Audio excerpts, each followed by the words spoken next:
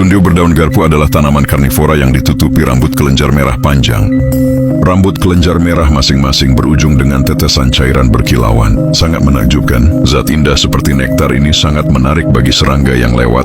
Tapi pada kenyataannya itu adalah jebakan yang lengket. Tetesan berkilau ini adalah semacam lendir yang memancarkan aroma yang kuat, berfungsi sebagai kelezatan yang tak tertahankan untuk serangga. Begitu garpu meninggalkan Sundew mendeteksi mangsa yang terperangkap dalam perangkapnya, tentakelnya aktif, melengkung ke arah mangsa.